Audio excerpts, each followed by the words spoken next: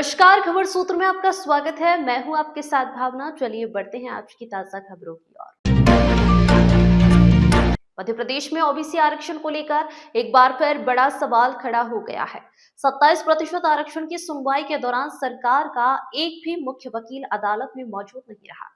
क्या यह लापरवाही है या ओबीसी समाज के अधिकारों को टालने की रणनीति? बताया जा रहा है कि पिछली सुनवाई में सरकार की ओर से न तो ठोस पक्ष रखा गया और न ही जिम्मेदार कानूनी प्रतिनिधि कोर्ट पहुंचे। इसके चलते मामला फिर टल गया और लाखों ओबीसी युवाओं की उम्मीदें एक बार फिर अधर में लटक गई। गौर करने वाली बात यह है कि पूर्व कांग्रेस सरकार के दौरान 27% ओबीसी आरक्षण का बिल विधानसभा में पारित हो चुका था। ऐसे में सवाल उठता है, अगर बिल पास है तो मौजूदा सरकार को इसे लागू करने में आखिर किस बात का इंतजार है? प्रदेश के ओबीसी वर्गीय छात्र और युवा लगातार यह देख रहे हैं कि कैसे तारीख पर तारीख बढ़ रही है, लेकिन उनके हक की तस्वीर साफ नहीं हो रही। हाँ, आदरणीय मोहन यादव जी, पिछली सुप्रीम कोर्ट की जब जीरा का समय आया तब आपके 5 वकील आपने अपॉइंट किए थे इस बात को लेकर कि ओबीसी के पूरे केस को वो हैंडल करेंगे। उनमें से एक भी नहीं पहुंचा।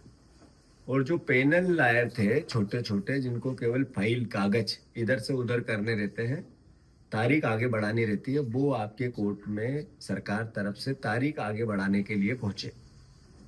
जो सॉलिसिटर जनरल है उनका बार बार कोर्ट के सामने ये कहना कि हमें अभी समय चाहिए, ये वो सर्वदलीय मीटिंग जो आपने की थी उसका अपमान है और उस झूठ और उस पाखंड का स्पष्टीकरण है। ये ओबीसी परिवार के बच्चे वापस मेरे पास आए हैं और इनका 2 दिन से यहाँ धरना चल रहा था, जो आपकी पुलिस ने बर्बरता से हटा दिया। मैं आपसे आग्रह करता हूं कि आप जिस पद पे बैठे हो वो पद गरिमामय पद है, इसका सम्मान हम सबको करना है। पर बार बार इस पद पे बैठकर आप झूठ बोलते हो। इससे पहले के मुख्यमंत्री शिवराज सिंह जी ने झूठ बोला, ओबीसी आरक्षण का मखौल उड़ाया। एक पर्ची से कोई अध्यादेश बनते हैं क्या? इस तरीके के आपने बयान दिए। ये सब बातें ओबीसी समाज याद रख रहा है, देख रहा है। ये बच्चे याद रख रहे हैं जो लगभग 87,000 प्रभावित डायरेक्ट प्रणाली से है।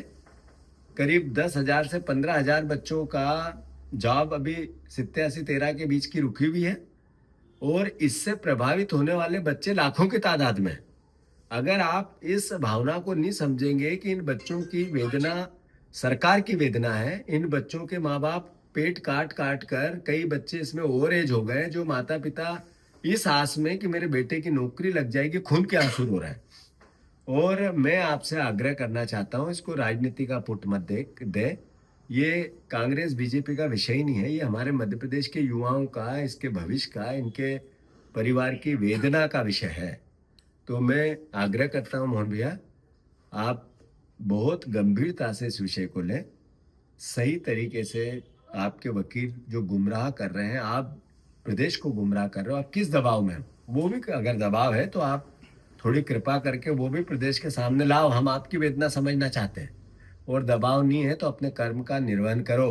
अन्यथा मैं आपसे आग्रह कर रहा हूं, आप गिनते जाओ, 1,000 दिन बचे हैं आपके, आपको हटना पड़ेगा और ओबीसी समाज के यही बच्चे आपको घर भेज देंगे। सही है कि गलत? धन्यवाद।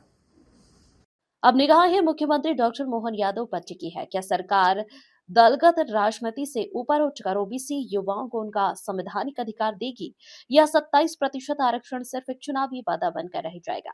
मध्य प्रदेश के लाखों ओबीसी बच्चों का सवाल है, हक मिलेगा या फिर तारीख? भोपाल से संजुना प्रियानी की रिपोर्ट।